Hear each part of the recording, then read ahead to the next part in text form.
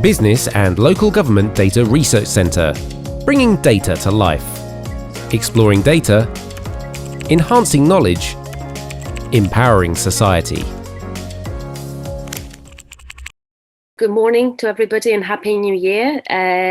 This is the first webinar for this term for the centre. So the webinar will be presented by me. I'm Kakia. Good morning.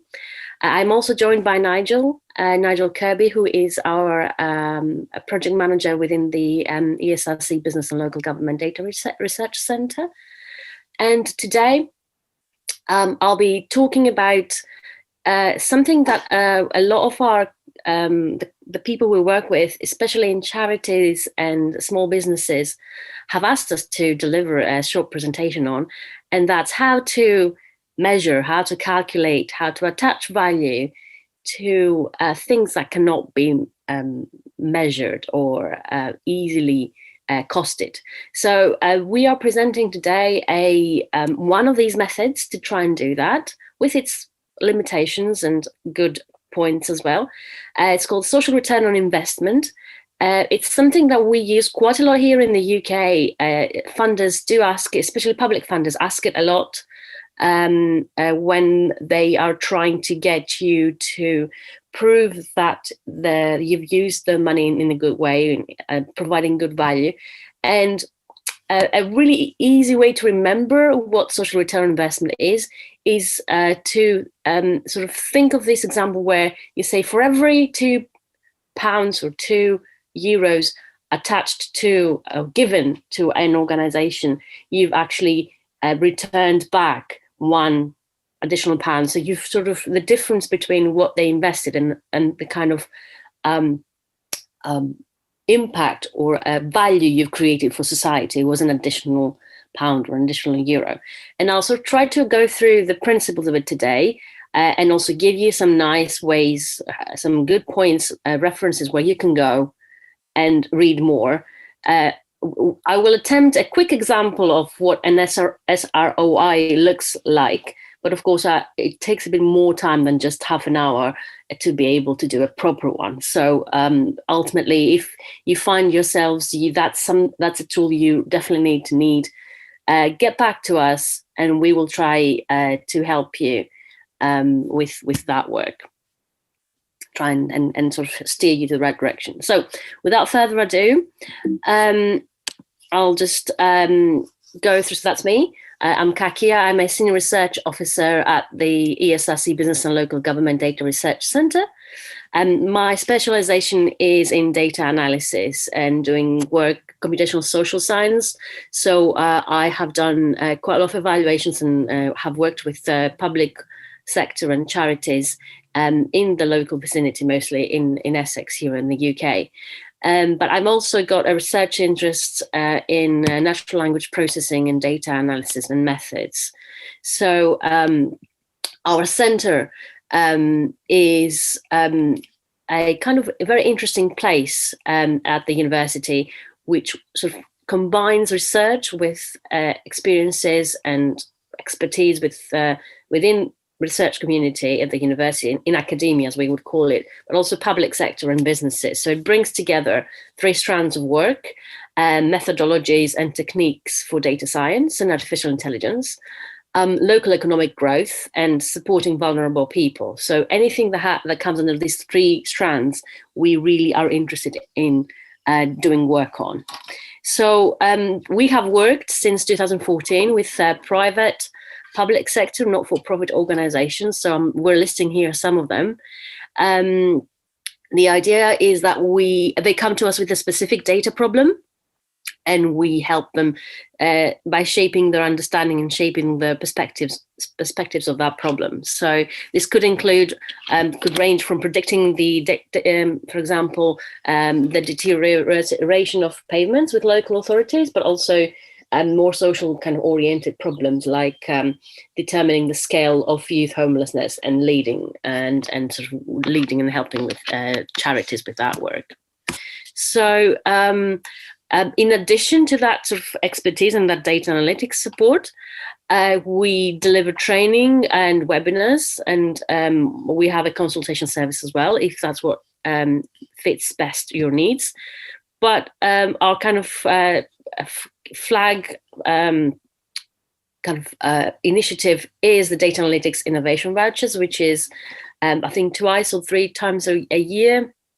We open a call for charities and other organizations, like small SMEs as well, and public sector, to come to us with a data problem and their data.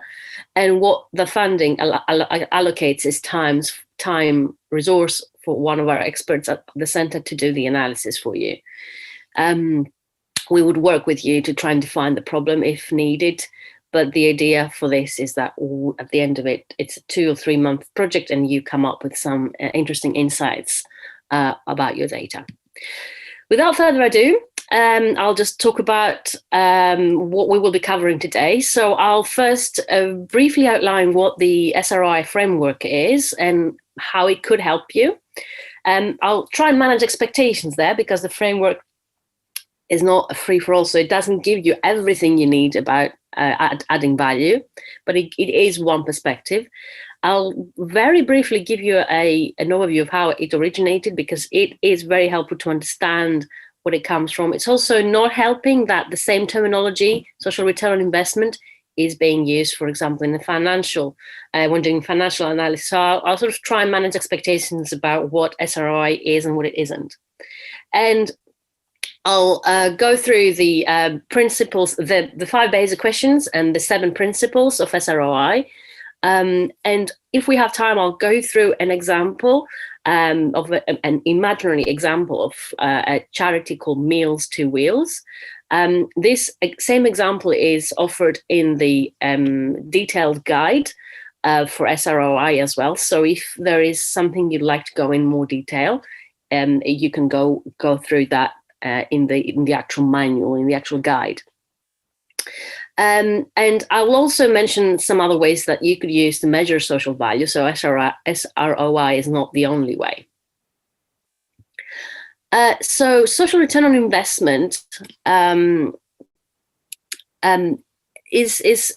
links with a very important notion when it comes to trying to understand the impact our organizations or our interventions making to society. So there is increasing recognition that we need better ways to account for the social, economic and environmental value that results from all of our activities. So you could call it impact, you could call it returns, you could call it benefit, you could call it value, but the questions around what sort of difference and how much difference we are making with our work are exactly the same. So understanding and managing this broader value is becoming increasingly important for both public and private sectors. We have loads of social enterprises, for example, that could benefit from that exercise. And for example, governments would commission and invest in activities that can prove that they offer value to society or to the residents of a local authority, or private businesses would recognize the opportunity as well as the risk of the wider effect of their operations. So it's a good exercise regardless of whether you're approaching this as my funder is asking me to do it, so I need to do it, or whether you see yourselves as needing the opportunity to prove to your clients or your audience that you are contributing to society.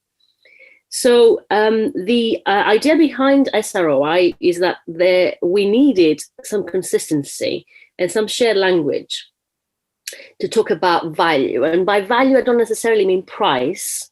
Although we will be trying to attach a price to a value, but it's more about the difference or the change it has created to society. So SROI is the application of a set of principles within that framework that is designed to bring about that consistency and help us talk about it in quantifiable, quote unquote, terms.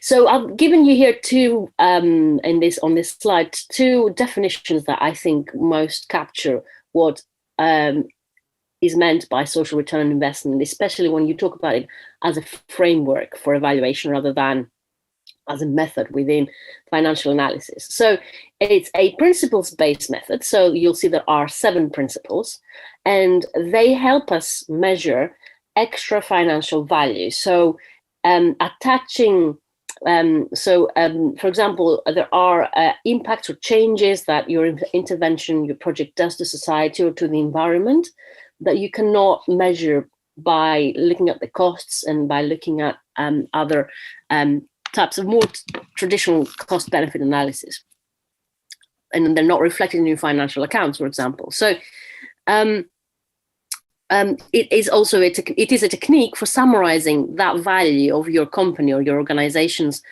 environmental and social benefits in terms of a dollar, or put your currency there, euro, pound value equivalent.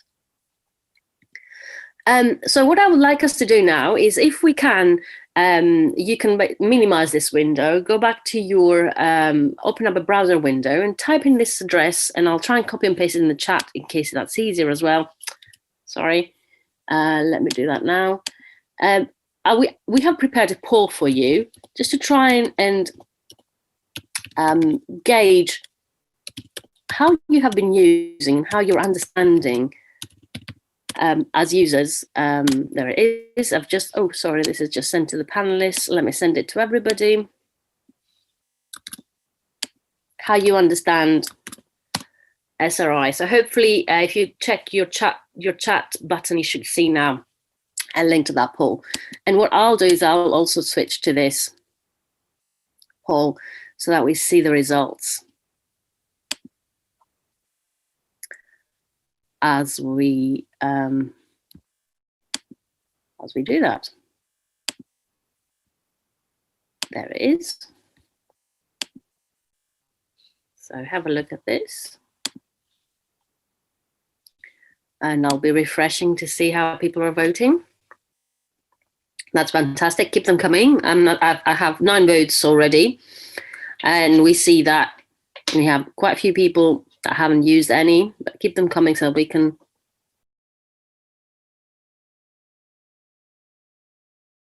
So we have a good mix between those that haven't used any methods and those that so have used some other methods. I'll leave that poll running, and I'll check back on it at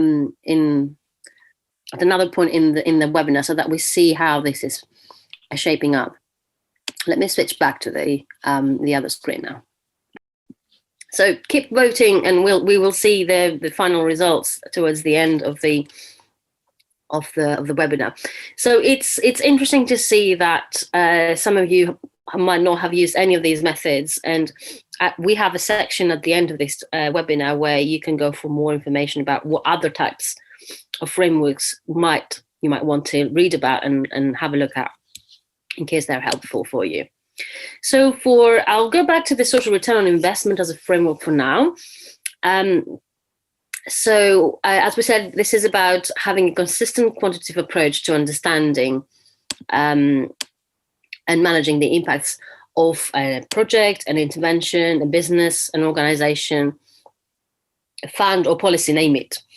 The idea is that you think about what it is that you're trying to change, and then you'll also think of who your stakeholders are and what their views of impact is. And I think that's the kind of nice and interesting thing about this approach, is that you don't just worry about attaching costs or to activities, which is something that your traditional cost-benefit analysis would do. You're also trying to actively think and also engage stakeholders' views of impact. This is why it's a framework that has received loads of interest, especially with those charities and organizations that like to involve their stakeholders in co-producing their strategy and their next steps.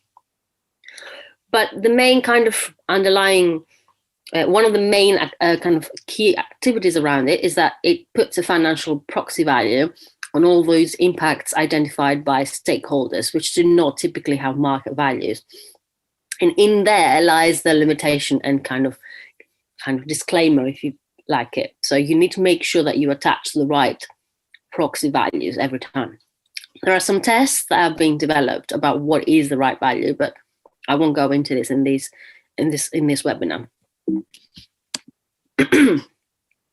So why does social value matter? So it's helpful to have a value to talk about, both for our stakeholders and our funders, but it's also very helpful to go beyond your financial statements and look at values and not just cost. So the value that's created, not just the cost and your saving. The idea behind the framework is that it aims to increase social equality, environmental sustainability, and well-being. So bring all these notions into the traditional kind of spreadsheet financial statement analysis world. So it will be a helpful tool for you if you want to understand more about how your organization makes an impact and how much this matters to the stakeholders. If you need to prove your value to others, so it's a useful tool that I've seen we've used with charities to try and get to communicate to their stakeholders the difference they're making. And it's also a very helpful learning tool. So if you would like to focus your efforts on where you make the most difference, it's a very good tool, very good framework. You could be a social enterprise, you could be a public authority, you could be a business or an investor or a charity. It will have an aspect with that will be helpful to you. But if you already know what difference you make, and if you have the data to prove it, it probably is not the right tool for you. Also, if you are an experienced evaluator with an understanding of cost-benefit analysis, you might find today's talk too basic. But I would encourage you to look at that network guide. I have references in the end, in any case, because if you've never heard of this framework, it might give you some useful insights. So the SROI framework started as in 2000 as an initial concept borrowed from cost-benefit analysis.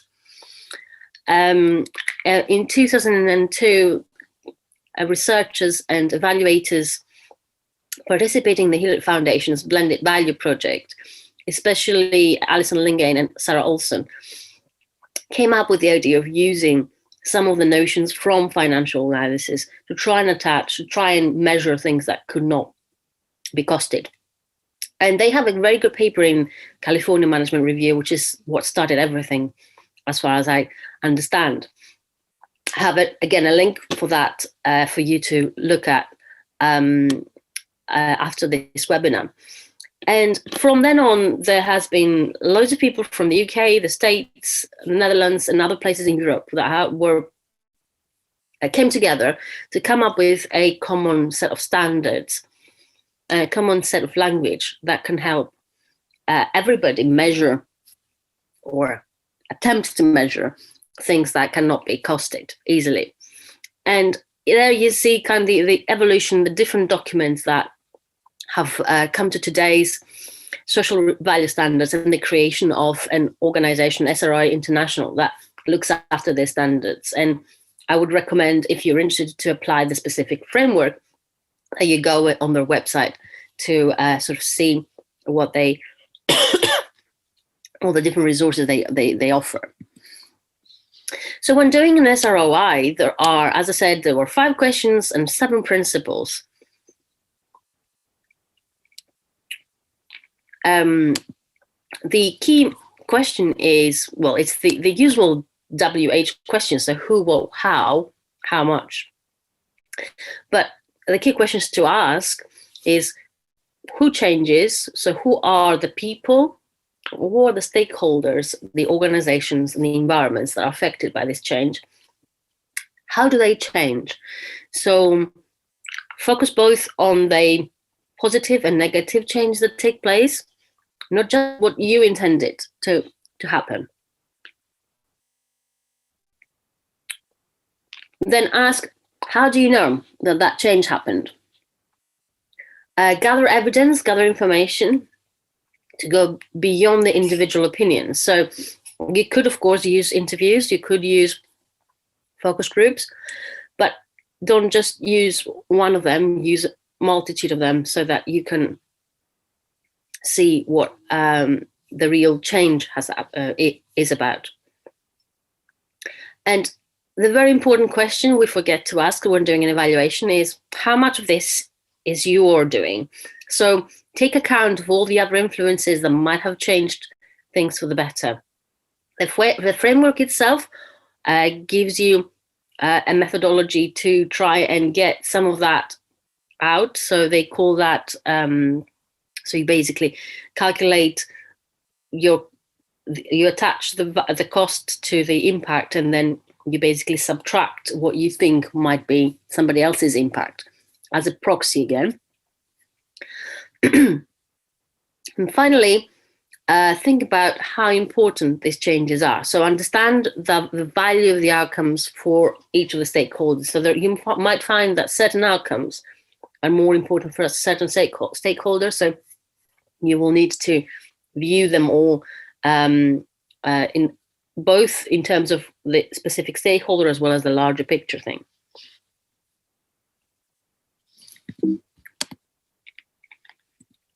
So in addition to the 5 questions we've just mentioned, there are 7 principles of SROI that will help you.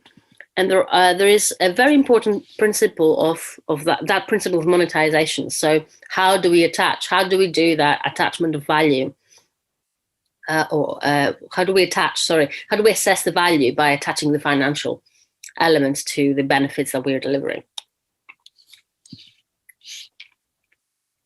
But the thing to remember, and the thing that, even though it's exactly the same name, SROI in this context that I am discussing today does not necessarily refer to only one single ratio, but more of a way to report on value creation.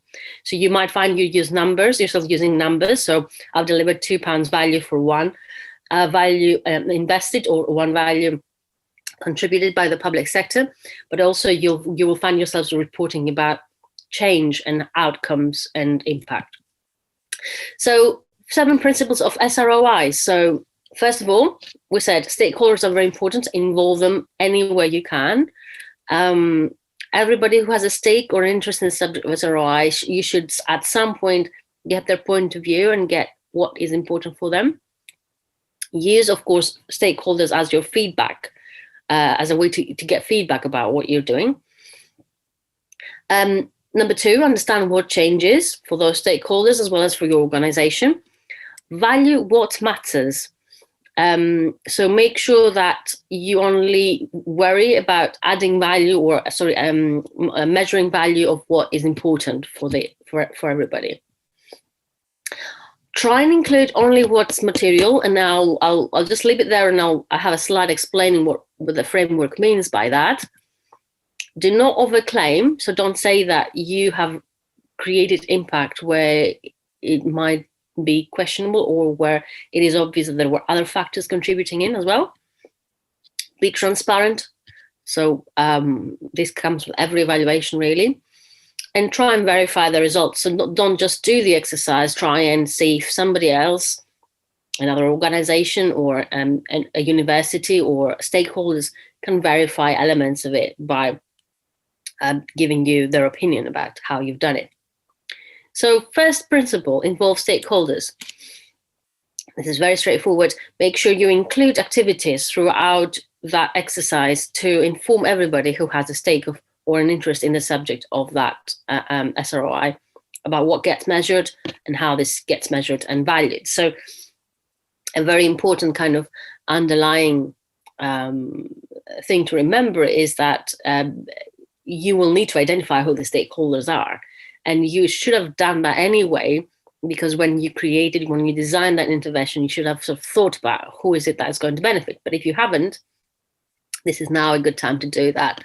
Think about who benefits, whose life might change from what I'm doing, who might be impacted positively or negatively. So questions to ask at this stage is, as I said, who are the people that we affect directly or indirectly?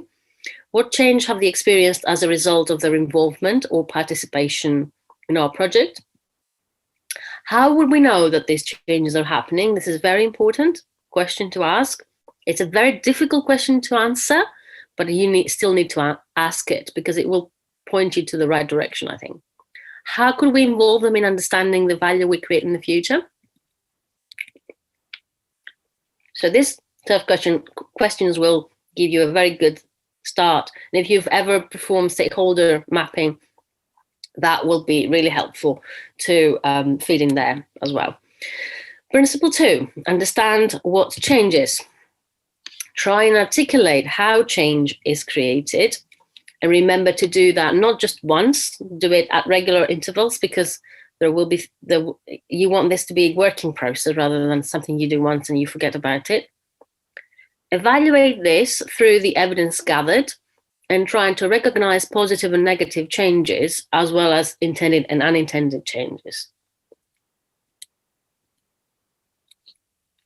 So one way you could do that is to start by listing all the outcomes you deliver. And by outcomes, it's basically what comes as an answer to what changed with our project, with our organization. They usually start with things like, I've done this more or less or longer or shorter, better, worse, I've improved, I've reduced. So whenever you find yourself using one of these words, it's likely that this is an outcome. Try and write each outcome on a card, group them into short, medium, and long term. Decide what you mean by that. And write these up. As soon as you have that, you probably see a map of loads of Post-it notes on a timeline. So you have your first draft story of what change means for you. So if you've done a theory of change or a logic model before, this is the step. But you don't have to have done it. Simply just jotting down what you are hoping to change when it comes to your stakeholders. Finally, as we said, stakeholders are important everywhere throughout. Don't just think about it yourselves within your organization. Ask other people, ask your stakeholders, what do they think about these changes? Are they all positive?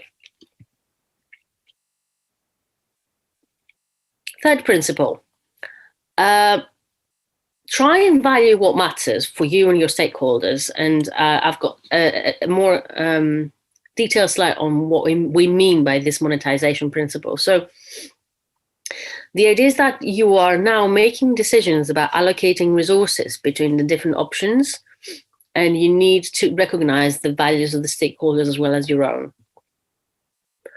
And by value, we would refer to the relative importance of these different outcomes, which is informed by your and the stakeholders' preferences.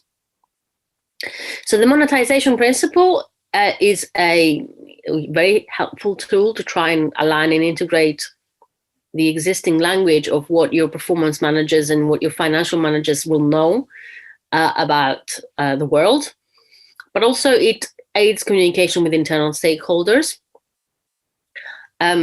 It's that principle of trying to attach money or attach a cost or attach a contribution, a monetary contribution that this outcome has made on society and on stakeholders. But simply doing that exercise, even though it's with proxy costings and proxy methodologies, it is a way to try and quantify what is super difficult to quantify, and permits other types of analysis, such as sensitivity analysis, because you know what the assumptions are and you're recording things throughout and you're recording your assumption.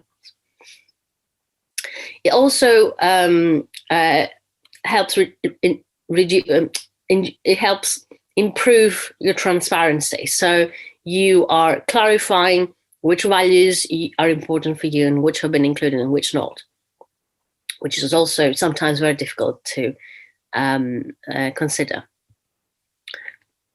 Principle 4, only include what is material. And what do we mean by this? You will need at this step, or according to this principle, to determine what information and what data, what evidence you need to include in your accounts to give a true and fair picture with which the stakeholders can then draw their conclusions about impact. And there are tools within the framework to do that, but I like to think of it in 3 principles. So try and put yourself in others' shoes. So try and ask yourself questions and have elements in there. What would you have done if somebody came to you and said, I'd like your money to prove or to create change in this area? Are there things that you would want them to show to you to be able to entrust them with your resources? Challenge your common understanding about what needs to be included and what isn't. Always talk to your stakeholders about what's important to them, because you might find that the common understanding sometimes is not as common as you thought it would be. For those information, for those resources, for those elements of your change that you cannot add cost to, don't forget about them. Also include them in your report as resources that you couldn't attach value to. Principle 5 is about not overclaiming, which means only adding in the SROI the value of the activities that you are responsible for creating.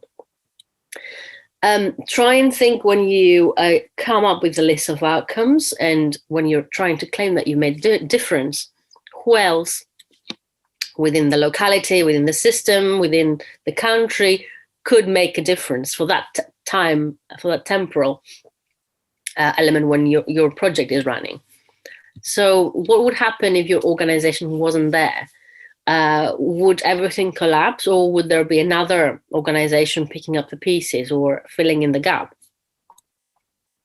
Where could you get the evidence to say that? So how can you prove, or what sort of information will you need to prove that it was you doing that?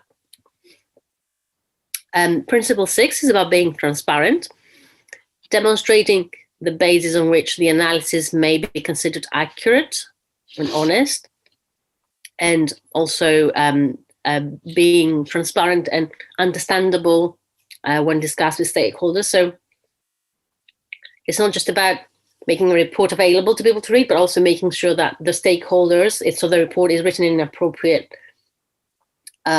style to be able to be communicated properly to stakeholders. Make sure that you include a full explanation of where your evidence came from, including methods.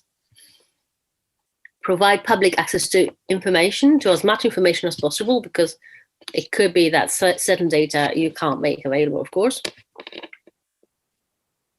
But always have your stakeholders as your helping hand, as your sounding board, to try and check your insights and try and see if they can help you.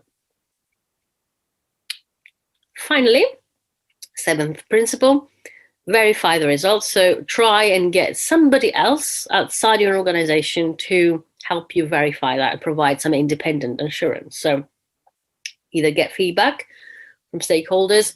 If you have universities where you are, that could help you in the methodology or in the data collection methods. Just contact them, see if they could help you. If they have any comments on what methodology you've used or what data you've used. But also use the SROI community. So the website that I have in the end is a very helpful space to go and seek advice and guidance, and also see what other people have done with it. So that brings us to my last kind of set of advice and steps to do. So how would you conduct an SROI? So we've talked about all of these steps, but not in that order. So let's put them in order now. So first of all, you establish who your stakeholders are. So you do a stakeholder mapping exercise. Number 2, decide what your outcomes are. So by outcomes, we mean what it is that you're changing in society around you. So what change is. So map your outcomes. Provide, number 3, attach some evidence, some data, some measures, if you like, to your outcomes and try and give them a value, you'll find that you'll end up with some outcomes that you still cannot attach value to, but leave them there, because as you do this exercise, you'll find yourself more confident and you might think about it creatively, or you might ask your stakeholders and they might know a way that they would normally, that outcome would manifest for them. So you might come up with ideas about how to measure it. Number 4, establish what impact is. And as soon as you do this, then you have like a skeleton for what it is that you can measure and what costs you could attach to it, at which point you can calculate the SROI.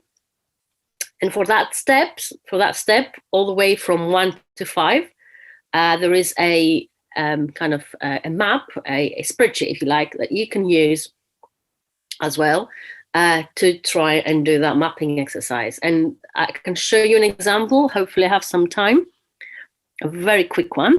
I only have 5 minutes. The idea is that you can go through that example and see for yourself where these principles apply, and then try and see how that relates to the work that you do. Finally, as is the case with all evaluations or all these types of exercises, you need to write up a report for the stakeholders and for everybody else in your organization. So you basically have to disseminate. So you might find that this is not a linear process. You might need to go back and jump in, but these are the steps in very in a brief kind of way. So let's go to the imaginary example, meals to wheels. So this example is used in the link I have for you here. Oh, by the way, all slides, we are recording today's session, so we'll make this available, but the slides and the material will be available on the website that I've listed in the beginning of my presentation. If you haven't made a note of this, we also have it on the last slide when we're doing a Q&A, so bear with us and this should come up. So no need to take detailed notes, of course, or the links. But the imaginary example is a Meals to Wheels or Wheels to Meals imaginary example of a charity, which is hypothetical, as the authors of the guidebook say as well. It's an imaginary charity that developed from a Meals on Wheels exercise or service provided by volunteers in an imaginary area. That charity realized that its clients not only needed the good hot meals it provided, but equally important, the contact and socializing with the volunteers who brought them made a difference in everybody's lives. So that luncheon club is provided to eligible elderly and disabled local residents, and the majority of volunteers are also elderly. It is delivered with the same resources as any other Meals on Wheels service, except that residents are transported to meals rather than the other way around. So the service includes provision of hot, nutritious lunches, transport, opportunities to socialize with volunteers, and some exercise. So it's available for 30 residents in that locality, 5 days a week and 50 weeks a year. So this is our imaginary scenario. So according to, if you go and have a look at the map, what we would put out there would be the objectives, which clearly from the description, they've done some work and thinking about. They provide a luncheon club for 30 elderly local residents with additional health and social benefits by bringing residents to meals. So the unintended benefits were around that well-being and socializing. And the idea is that if we were to do the SROI, we already know the scope and who the stakeholders are. So we know that they are elderly, disabled residents, which is the primary target group anyway, but also the local authority, because its residents are provided with a nutritious meal. We further have the Wheels to Meals volunteers, who are the retired volunteers. And finally, we have the neighbours of these elderly and disabled residents, which are stakeholders you might not have thought immediately about, but through that exercise, the organisation identified that they were important. So these are all the different stakeholders this charity has an effect on, and who has an effect on them. So the local authority could also be considered to be having an effect on the organisation because they give them the funding. So the next step is for that organisation to think about the second column, which is, what do you think will change for each one of these stakeholders? So for each one of these stakeholders, you see here we have 3 things that change, but it could be more. But it could be one of these things changing for other stakeholders. So for elderly and disabled residents, which are the kind of most important, directly affected stakeholder group, the benefits or the things that will change for them is that residents will use the health service less. Residents will get out of the house more. For the local authority, it could be that residents provided with a nutritious meal, which the local authority does not need to do. The Wheels to Meals volunteers, they keep active. Somebody else was saying, and the thing that will change is that they will feel less lonely. So issues of well-being there, they're not captured here, but you could get creative about what this could be. And the neighbours of the elderly or disabled residents would benefit because they no longer need to look out for their neighbours or for as long as that is. So so this is the first stage. And then the next stage is to think about, what do these invest? So what do these stakeholders invest that we can then take and attach a cost to? So for the elderly and the disabled residents, what they invest really is their time to go and be involved in that activity by going and traveling to that spot, and also socializing and having lunch, of course.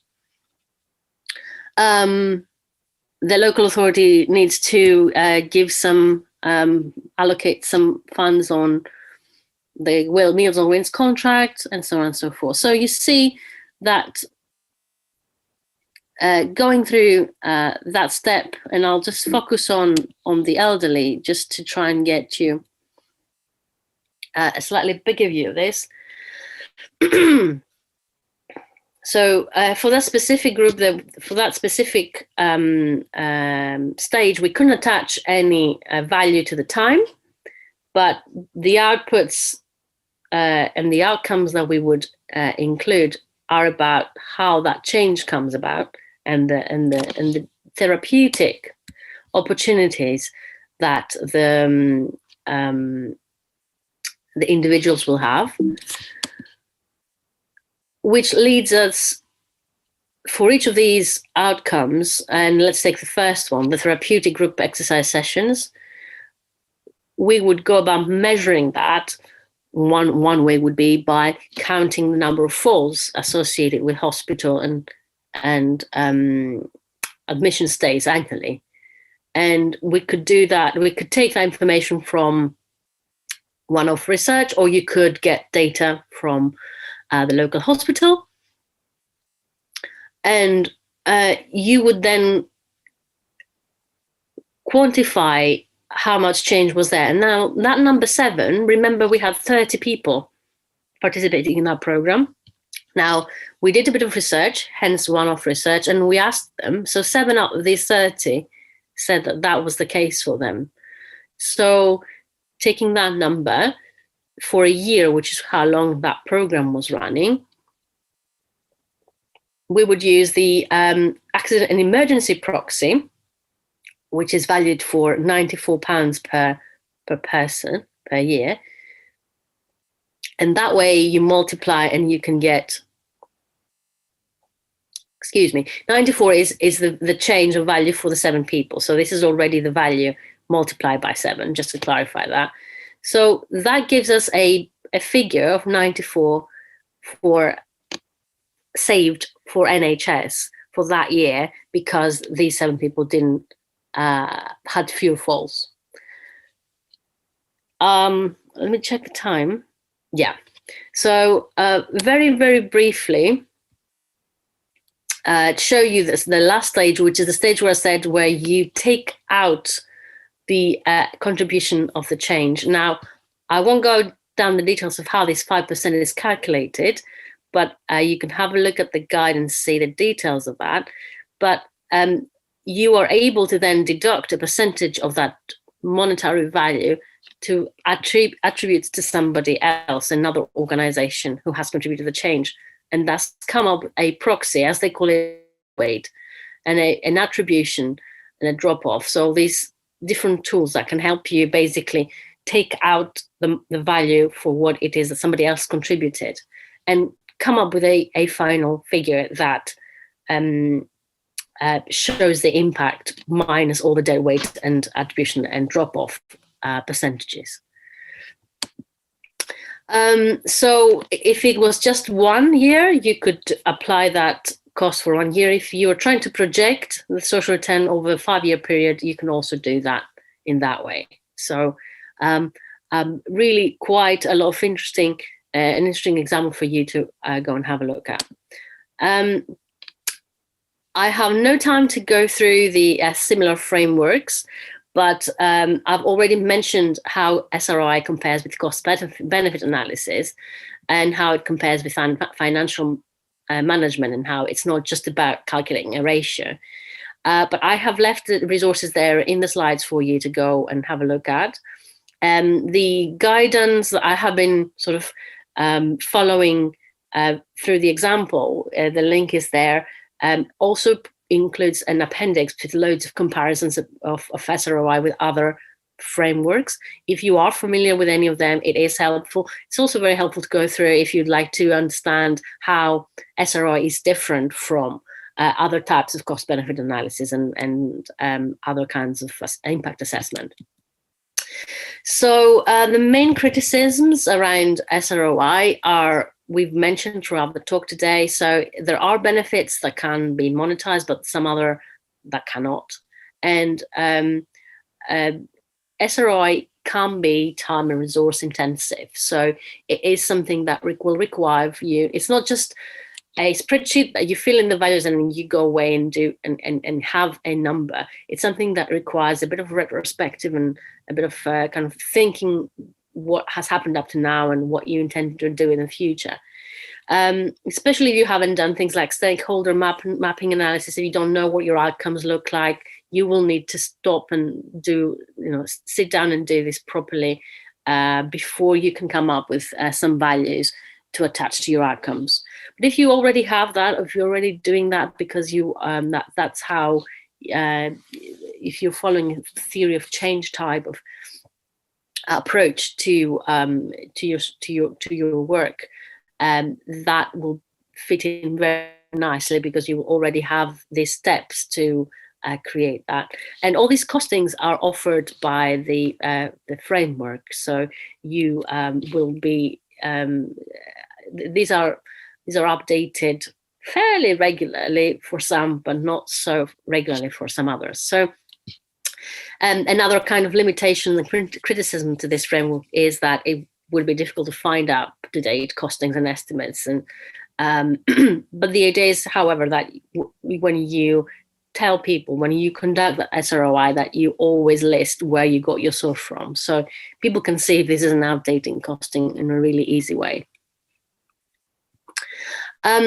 For your next steps, I would encourage you to have a look at the step-by-step guidance in that guide, the SROI Network official guide, and try out their self-assessment tool. This is free. All you need to do, I think, is create a login account, and that should work.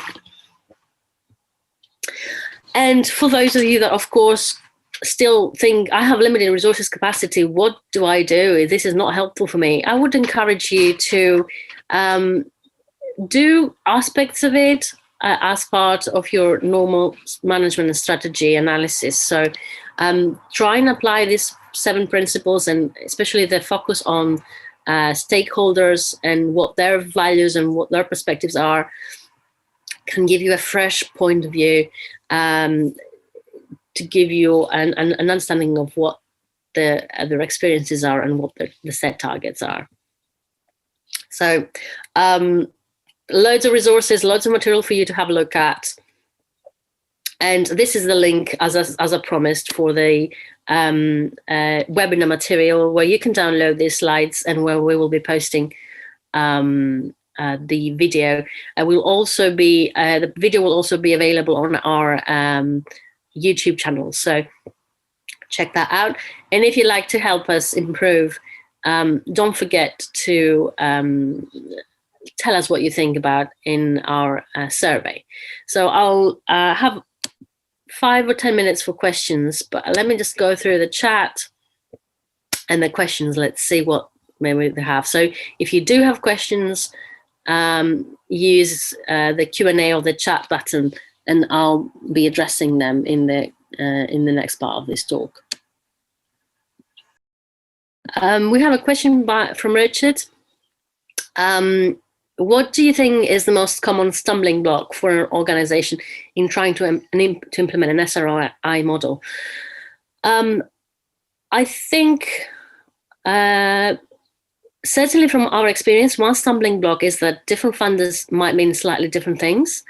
So it's always worth checking what they mean by SROI, social return on investment. But in practice, when it comes to actually doing it, I think from my experience, it's mostly down to the fact that there needs to be quite a lot of work within the organization about understanding who their stakeholders are, what their outcomes are, and what the evidence or the ways to measure that these outcomes are. So if you are coming to this without any organizational thinking about how to conduct an evaluation or how to measure your change, you will need to do quite a lot of work, and it's scary. So if that's you, I would suggest you take it step by step. Certainly the material that is now available in the past couple of years has helped a lot.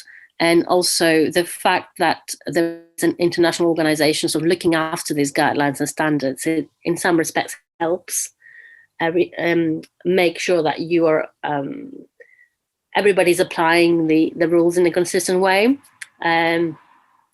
But I think it's more about a knowledge gap and coming up with lots of scary ratios that you have to calculate, and you basically feel helpless and you give up. So I think that process of understanding who your stakeholders are and what your outcomes and what the ways to measure them are helpful regardless of whether you want to do an SROI or whether you just want to understand how to improve things within your organization. So it's a slightly painful exercise, but it's worth having because at the end you'll see. And I've included some very interesting case studies in the materials from BT and other large organizations as well. So it's not something that only charities and small medium enterprises do. It's something that larger organizations also have found useful. So hopefully that addresses your comment and your question, Richard. And I've just had another question popping up, bear with me. So Sue, hello Sue, thanks very much for your question. She's asking, time is a limited commodity. Can an SROI be conducted in a reasonable time frame within a few months? This is a very good question and a very appropriate comment. I think you're absolutely right. Time is important and is limited and is a resource. As far as I can tell, you could apply an SROI because you define initially what your objectives are and what your outcomes are, and you distinguish between short-term, medium-term, and long-term, and you can define whatever that is for you in terms of how many months. I think it could be conducted both for a short time frame. So for your short term 3 month, for example, or 2 month, or kind of impact assessment. I've also seen SROI being used in predictive capacity. So you do your exercise, you do your stakeholder analysis, you do your outcomes and your the measures, the evidence that you use to measure your outcomes. And then you, in the last stage where you talk about the years, or you can talk about how much the present, the short term, but you can also project to the future. So it is helpful in doing that. All that with the assumptions that what you're doing is you're not proving that anything causes anything. It's just a way to express impact in financial terms, in monetary terms. Because I've had that question of, okay, so does that prove that I have made a change? Possibly, but it's not the same as if you had loads of data that you can then run different models and prove change and causality in that way. If you have any more questions, I can see some of you thanking us and logging off. So thanks ever so much for joining us today. A reminder that this is the first of a series of presentations, so check out for the rest of the sessions for the next term. And if you have more questions, I'm still here, so keep them coming. But for those of you that need to go, thank you and good to see you, and have a good year ahead. So moving on to a question by Ian Leonard is asking, you mentioned a question within 5 questions that it's difficult to answer. Which one was it and why is it difficult? Okay, let me go back. Sorry.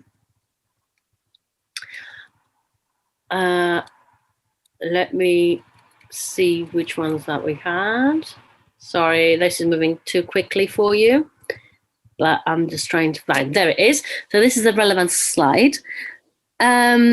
Oh, yes. So the question that I said in this slide is difficult to answer is, how do you know that you've created that change? Both in terms of how do you know that the change happened, as well as how do you know that it was you who had an effect on that change? And it's the question, how do you know and how much is you? So it's difficult because with this framework, you will be able to assume or say something about why you think you made a difference and what that difference was. But it doesn't give you a lot of tools in terms of proving that you've done it. So, and by that I mean in the statistical sense. So it won't help you. It will show some correlation, but it will not show you any causation. So it will not give you the kind of the statistical proof, the statistical evidence that you need to statistically prove to your funders that it was you who made that difference. And I say that from kind of coming from a background of a data scientist that likes to have how should I put that now? So there are certain statistical models that you're running, like regression, or that help you say, put a stamp and say, yes, it was me. Yes, it was me who created that change. That there was a causation. There was an effect. However, that doesn't mean that you can't say something helpful about the change you've created. And you saw in the spreadsheet that we had some tools in the end. And let me try and find that slide about, yes, there it is. So we had some tools that the framework allowed us when talking about dead weight and attribution and drop off. So that stage is the stage where it helps us say something about what would have happened without us, what else contributed to the change and sort of subtract from that. Hopefully that offers a bit of insight rather than confusing you, but I'm very happy to take that offline as well and explain further what I mean by that. Any more questions? Let me just check the chat. I can't see any more questions, so I think I'll just we'll just wrap up. I'd like to thank everybody for coming in today, and check out our website in the coming weeks, because we will be announcing in our social media, we will be announcing a new round of webinars around similar topics. We would very much like to hear from you if you have suggestions for what to cover, and also really appreciate if you give us your thoughts about how today's webinar was for you. So again, many thanks. Have a good day. Business and Local Government Data Research Centre, bringing data to life. Exploring data, enhancing knowledge, empowering society. Whether you are a business, charity or public sector organisation, we can help you use data to improve your work. Find out more about our free support online. Visit blgdataresearch.org or click the link in the description.